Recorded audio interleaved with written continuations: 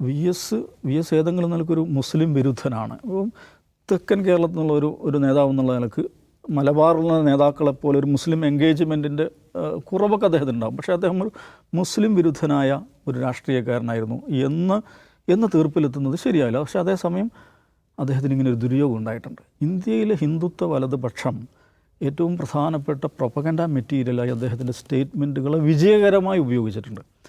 അതങ്ങനെയല്ല, അത് നിങ്ങൾ ഉപയോഗിക്കുന്നത് പോലെയല്ല, നിങ്ങൾ വ്യാഖ്യാനിക്കുന്നത് പോലെയല്ല വി എസ് ചെയ്തത് എന്ന് വിശദീകരിക്കാനും അത് ജനങ്ങളോട് പറയുവാനുള്ള ബാധ്യത പാർട്ടിക്കുണ്ടായിരുന്നു. വി എസും അത് ചെയ്യണമായിരുന്നു. പക്ഷെ അത് ആ ഒരു അളവിൽ പാർട്ടിയുടെ ഭാഗത്തു നിന്നോ വി എസിൻ്റെ ഭാഗത്തു നിന്നും ഉണ്ടായിട്ടില്ല. അത് ഇപ്പോഴും അദ്ദേഹത്തിനെതിരെ ഒരു ആക്ഷേപമായ അന്തരീക്ഷത്തിൽ നിലനിൽക്കാനിടയായിട്ടുണ്ട്.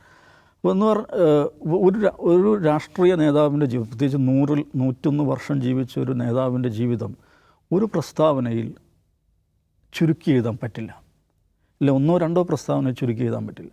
അപ്പോൾ വി എസിന് നിങ്ങൾ ഈ 1-2 പ്രസ്താവനയിൽ മാത്രം എടുക്കുകയാണെങ്കിൽ അതെന്നാണ് ഒരു മനുഷ്യനെക്കുറിച്ച്, ഒരു പ്രതിഭയെക്കുറിച്ച് പഠനത്തിൽ തന്നെ നിഷേധിക്കുന്നതാണ്. ഒരാളെയും, ഒരു നേതാവിനെയും, ഒരു മനുഷ്യനെയും, ഒരു വ്യക്തിത്വത്തെയും അദ്ദേഹത്തിൻ്റെ 1-2 പ്രസ്താവന ചുരുക്കി എഴുതാൻ പറ്റില്ല.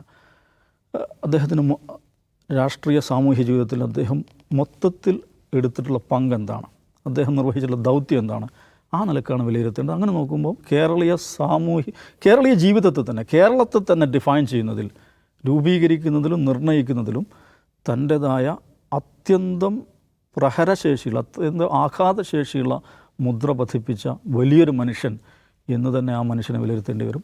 വീരവണക്കം.